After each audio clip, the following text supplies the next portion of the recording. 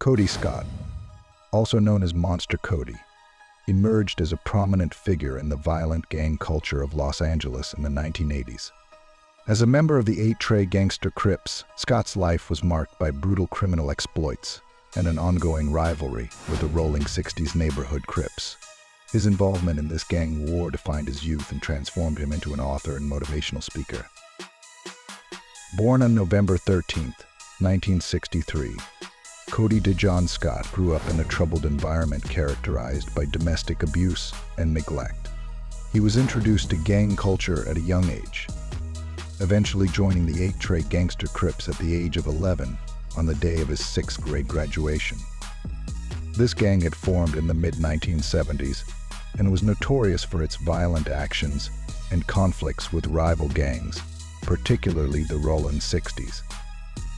From his initiation, Scott quickly rose through the ranks of the 8-Trays, earning the nickname Monster after a violent incident in which he severely beat a victim during a robbery attempt.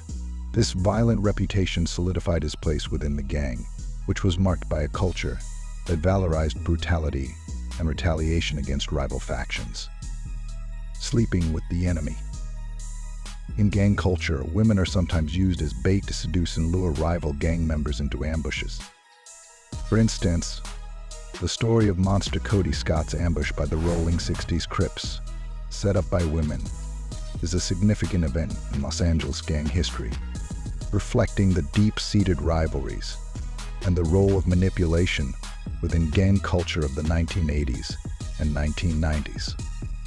Kody Scott, also known as Monster Kody, was a notorious member of the 8-Tray gangster Crips, one of the most violent and feared sets in South Central Los Angeles.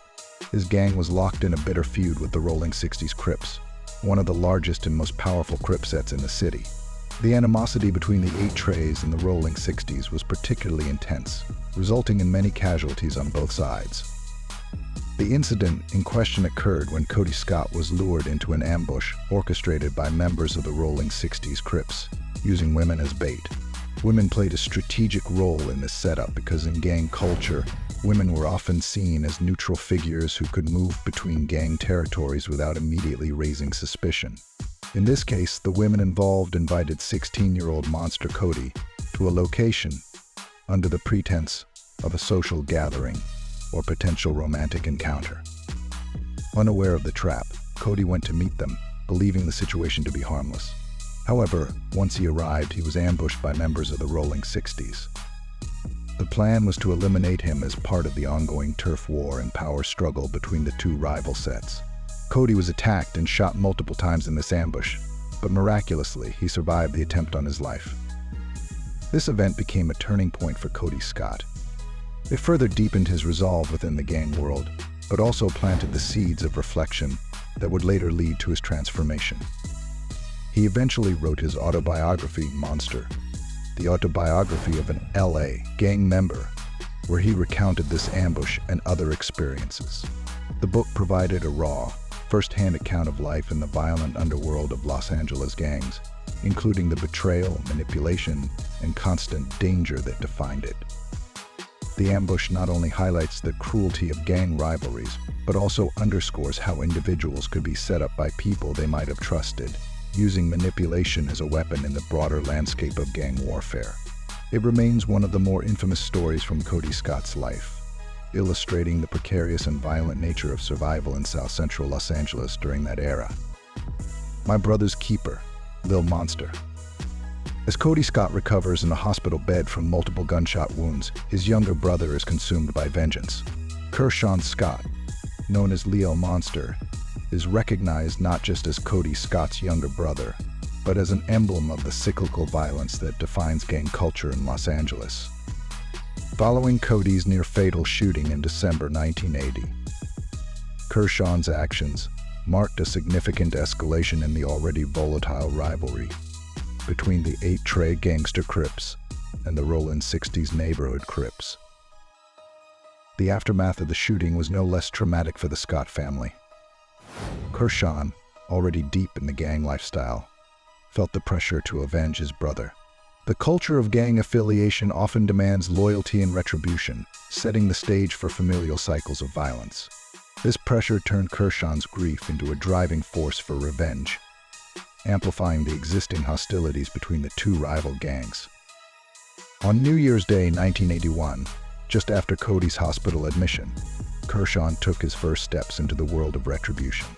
With several teenage members of the 8-Trey gangster Crips, Kershon initiated a series of retaliatory shootings aimed at the Rollin 60s. This spree highlighted his commitment to the gang's code of retaliation against rivals responsible for his brother's attack. During one incident, Kershon shot 2 teenagers who were at a house party in the Rollin 60s neighborhood, signifying an alarming escalation of violence that would soon leave its mark on the community. Later that evening, emboldened by anger and the collective mindset of gang retaliation, Kershon was involved in a drive-by shooting that resulted in the death of another rival. His actions were a direct challenge to the Rollin 60s, fueled by the emotional turmoil stemming from Kody's shooting. Kershon's attackers had not only harmed his brother, but threatened the very fabric of his identity within the gang, enforcing a culture where violence and vengeance were the expected responses to threats. Point of no return. Kershon's retaliatory actions did not go unchecked. He was arrested and subsequently sentenced to 5 years in the California Youth Authority for his involvement in the violent spree. While Kershon's incarceration may have temporarily interrupted the cycle of retaliation, it did little to stem the ongoing feud between the 8-Trey gangster Crips and the Rollin 60s. This bloody rivalry extended beyond personal vendettas. It was a manifestation of territorial disputes and the larger socio-economic struggles faced by many youths in South Central Los Angeles. During his time in custody, Kershon and Kody faced challenges that tested their family loyalty and individual identities. The brothers frequently found themselves navigating the harsh realities of gang life, often separated by their consequences yet united in their commitment to the gang lifestyle. The violence that Kershon engaged in fed into a larger narrative within Los Angeles gang culture, one that revealed how retaliation often leads to further bloodshed. These personal vendettas echoed widely, instilling fear within communities and leading to an escalating cycle of violence that saw no end in sight.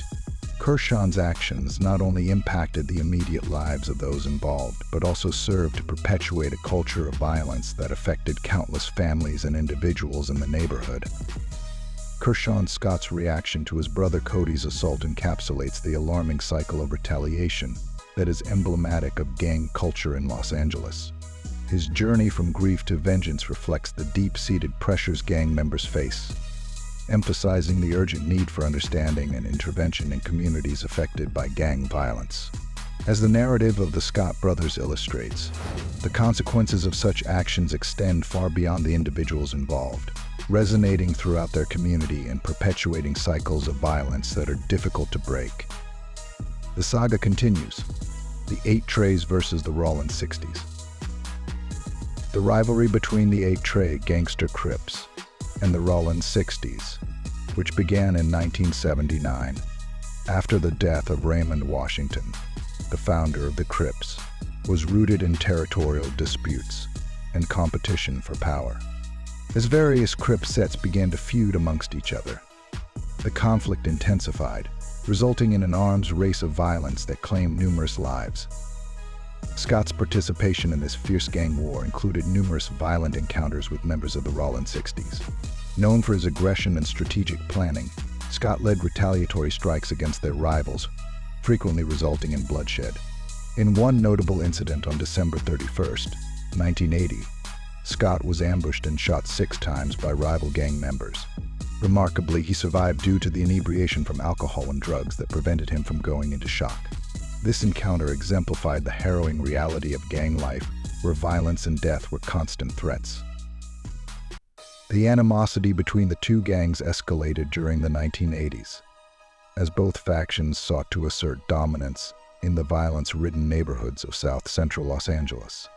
The conflict was not just between gangs, but also a reflection of broader socioeconomic issues, including poverty, systemic racism, and the lure of street life for young African Americans.